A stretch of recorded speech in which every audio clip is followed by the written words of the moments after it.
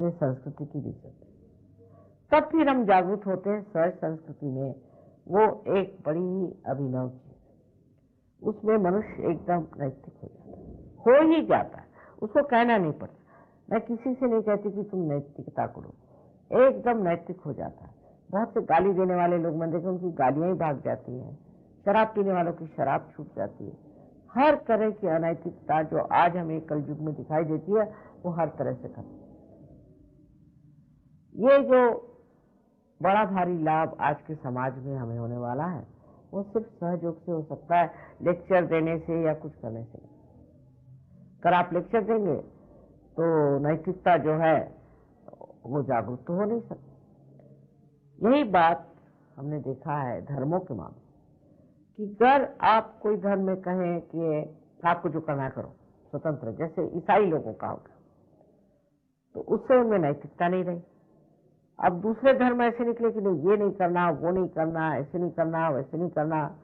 वो लोग तो और भी ज्यादा अनैतिक है, वो चोरी छिपे अनैतिकता करते। तो नैतिकता जो है वो अंदर में जागरूक होती है और ऐसा एक नैतिक बढ़िया समाज तैयार होता है। ऐसे आदमी झूठ नहीं बोलते, ऐसे आदमी पैसा नहीं खाते, ऐसे आदमी किसी को दुख नहीं देते, किसी की निंदा नहीं करते।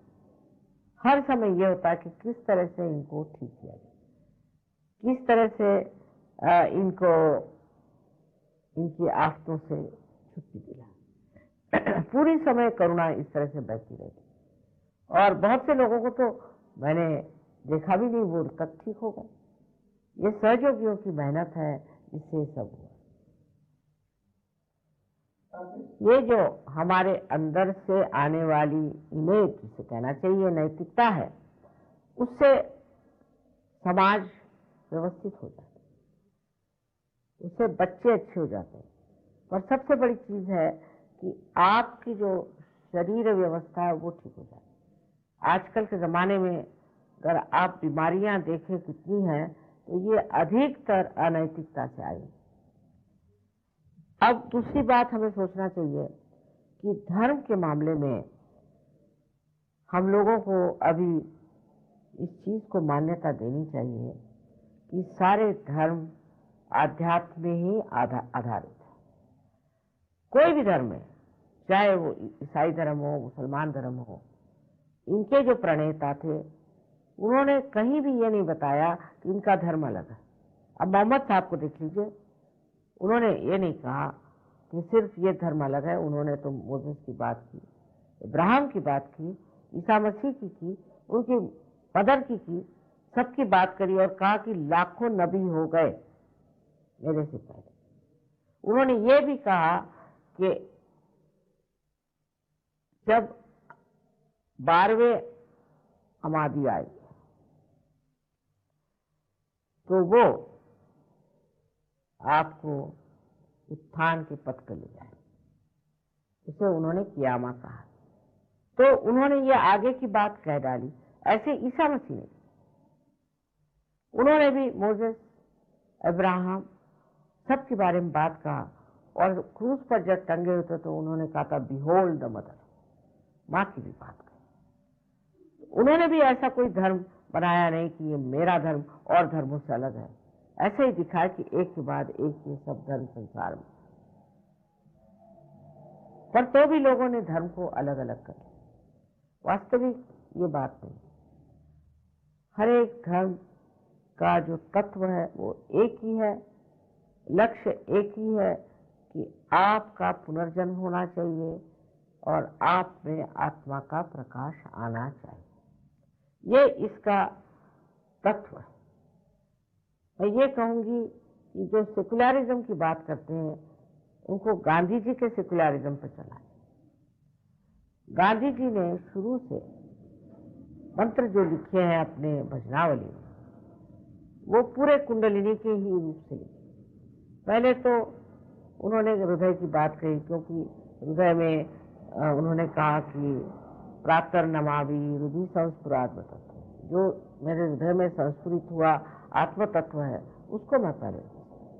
उसके बाद श्री गणेश से लेकर के जो अलग अलग देवता है, अलग अलग चक्रों में हैं, एक के बाद एक शुरू करके उन्होंने सारे देवताओं के नाम।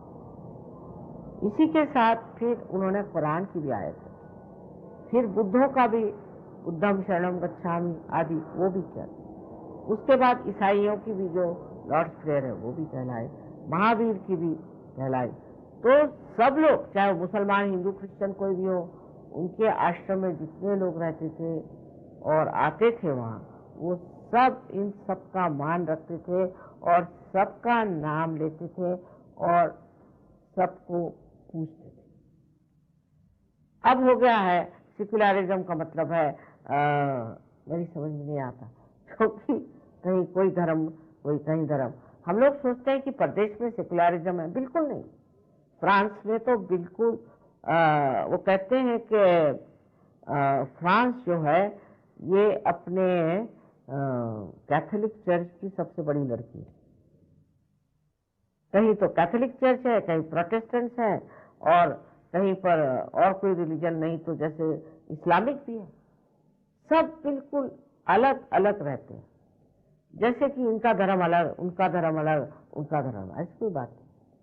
अब अपने देश में जो गलत फहमियाँ हैं, क्योंकि सबसे बड़ी हमारे घर हिंदू धर्म को हम मानते हैं, तो हिंदू धर्म में तो ऐसी बात कभी की ही नहीं। पहले तो जातीयता ही गलत बात है, क्योंकि जाति में जो कहा गया है कि देवी के लिए कहा है कि या देवी सर्वभूतेषु जाति रूपेण संस्थिता। जाति माने आपकी जो रुझान है, आपकी जो एप्टीट्यूड है, वो जाति। अब समझ लीजिए, अगर आप परमात्मा को खोज रहे हैं तो आप ब्राह्मण हैं, और अगर आप राज करना चाहते हैं तो आप क्षत्रिय हैं, और अगर आप वाणिज्य करना चाहते हैं तो आप बनिया हैं, और जो लोग बस दूसरों की सेवा ही करके पैसा कमाना चाहते हैं उनको शूद्र कहा। किंतु ये जाति कर्म के अनुसार पहले थी, जन्म के अनुसार नहीं होती। क्योंकि आप देखते हैं कोई भी ऐसा है जो कहे कि नहीं मैं ब्रह्म को खोज रहा हूं, ऐसा ब्राह्मण कोई मैंने देखा नहीं। वो तो इधर राज भी कर रहे हैं ब्राह्मण लोग, फिर वो क्षत्रिय है, वो ब्राह्मण नहीं। इस तरह से जाति पहले थे। उसका एक मैं आपको प्रूफ देती हूँ कि श्री राम जब जंगल में गए तो शबरी ने, बुद्धि थी वो, थोड़े से दांत थे, तो दांत में लगा लगा के हर एक बेर तो चख के उसने श्री राम को, तो श्री राम ने कहा वाह क्या कहने, बड़े बढ़िया है। उन्होंने बेर लिए और खाना शुरू किया, कहले ये तो अमृत फल, बड़ा सुंदर। तो उनकी पत्नी ने कहा कि मुझे भी तो कुछ इस फल में से मिलना चाहिए, मैं आपकी अर्धांगी हूँ। पर लक्ष्मण जी को बहुत गुस्सा चढ़ रहा था कि ये बुढ़िया उसके दांत को लगा करके झूठे अपने बेर खिला रही, और भीलनी थी माने शूद्र। तब फिर जब उनकी पत्नी ने कहा सीता जी ने कि भाई क्या बेर है ये, तो लक्ष्मण जी ने कहा कि भाई मुझे भी कुछ दे दो। कहले क्यों दे, आप तो बिगड़ रहे थे। कहले थोड़े से मुझे भी। उन्होंने खा के फिर कहा कि भाई ये तो अमृत तुल्य है। ये एक उदाहरण है श्री रामचंद्र जी का। इससे सिद्ध होता है कि वो शूद्र आदि चीज को मानते नहीं। फिर देखिए कि रामायण लिखा वाल्मीकि ने, जो एक मछुआरा था और फिर डाकू होता, फिर आप तो जानते हैं उनका किस्सा कि वो किस तरह से साधु हो, उनसे उन्होंने रामायण लिखाया, उनको और कोई नहीं मिला। ये सिद्ध करने के लिए कि मनुष्य की जो है जाति उसके कर्म के अनुसार। फिर श्री कृष्ण को देखे, वो भी एक कमाल के थे कि विदुर के घर जाकर के वो साग खाते थे, और दुर्योधन का उन्होंने मेवा नहीं खाया, क्योंकि दुर्योधन जो थे वो चाहे अपने को कुछ भी कह ले लेकिन दुष्ट आदमी, और तो जिसका साग खाते थे वो तो दासी, पर वो दासी पुत्र का खाते थे क्योंकि वो रियलाइज सोल थे, इसलिए उनका खाते हुए थे विदुर का, पर वो दुर्योधन के खाने में। ये फिर उनका भी, श्री कृष्ण का भी किसने लिखा है, गीता।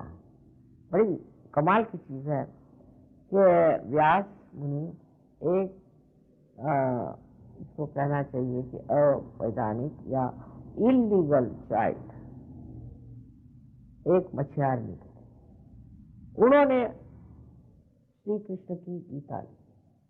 ये सिद्ध करता है कि ये लोग दिखाना चाहते थे कि क्या बेकार की चीज लगा रखी जाति पाति, पर हम लोग इस चीज को नहीं समझ पाते। अब भी हम लोग कहते हैं कि नहीं ये तो जाति है, ऐसा है वैसा है, और फिर कोई सा भी कर्म करे तो भी वो सोचे तो हमारी जाति है, हम तो ऊंचे जात के हैं नीचे जात के। ऐसा संसार में कहीं नहीं है, ये अपने देश की विशेषता है। अब ये जातीयता की वजह से इतने झगड़े खड़े हुए हैं। हमने कितने ही यहाँ के हरिजनों की शादियां बाहर कराई, बाहर के लोगों को तो पता ही नहीं। हरिजन माने वो सोचे हरि के जन, तो सोचते बहुत बड़ी और बड़ा उनका मान रखते। लेकिन अभी भी हम लोगों में ये भरा हुआ है कि ये हरिजन है। अब वो बुद्ध धर्म को भी उन्होंने स्वीकृत किया तो भी वो हरिजन है। दूसरे जो धर्म के अंदर भी इतने झगड़े हैं, मस्जिद में जाके झगड़ा करेंगे, पार्श्वनाथ की मूर्ति के लिए झगड़ा करेंगे, जहां जाओ वहां धर्म का मतलब है जाओ, शिया सुन्नियों में झगड़ा होएगा। ये कैसे हो सकता है?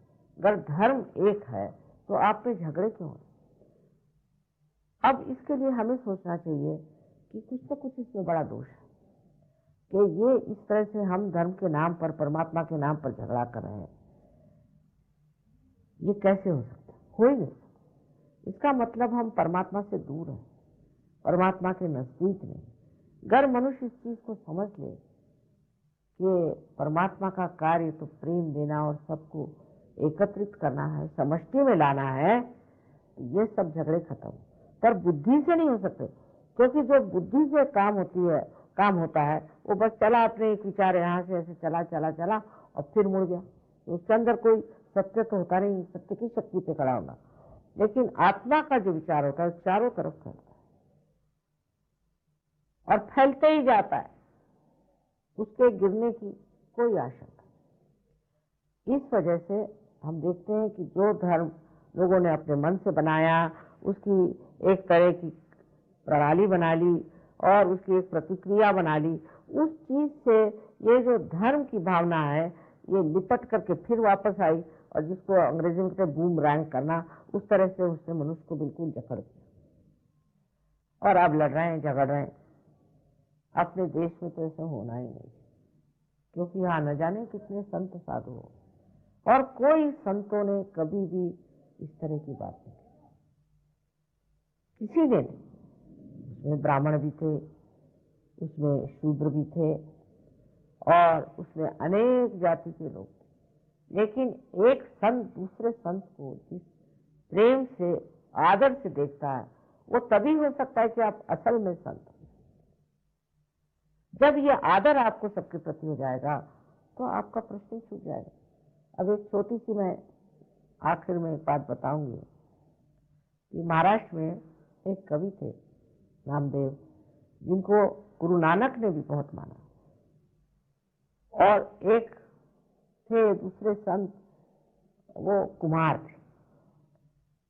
तो नामदेव उनसे मिलने गए। जब मिलने गए तो उसको देखते हठात खड़े। मराठी में उन्होंने कहा, निर्गुणाचा भेटी आलो सगुणाची।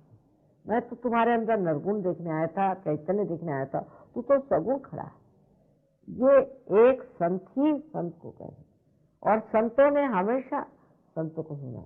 मुसलमानों में जो सूफी हो गए, यहाँ पे हजरत मोहम्मद निजामुद्दीन साहब, फिर आपके खुसरो साहब, मोहद्दीन साहब, इस तरह के हर एक जगह, यहाँ तक कि मैंने सूफी देखे हैं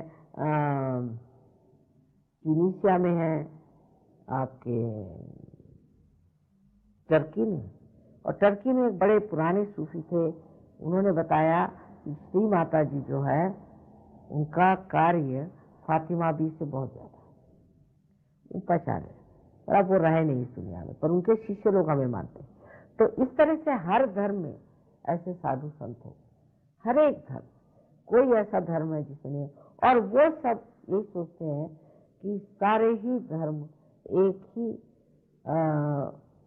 आध्यात्म के पेड़ से निकले हुए फूल। उनको ये प्रश्न है क्योंकि हम लोग अंधकार में हैं, इसलिए हम जानते नहीं, और इस अंधकार में, इस अज्ञान में हम लड़ते। ये समस्या तो एकदम छूट जाती है सहयोग। इतना ही नहीं कि धर्म धर्म का झगड़ा छूट जाए, पर देशों का, देश जो एक जमाने में हमारे दुश्मन थे, वो भी आज सहयोग में सब मित्रता है। हर जगह ईरान के लोग हैं, पाकिस्तान के लोग हैं, कहाँ कहाँ से लोग आए हुए हैं। मैं तो हैरान हो जाती देख करके कि इनकी कितनी प्रगति है और ये कहाँ से कहाँ प्राप्त कर। तो इस तरह से जो इसको कि हम कहते हैं कि नेशनल इंटीग्रेशन, वो जबरदस्ती से नहीं हो सकता, तो समझाने से, लेक्चरबाजी से नहीं होगा, पर अंदर की जागृति से अपने आप हो जाता। कुछ कहने की जरूरत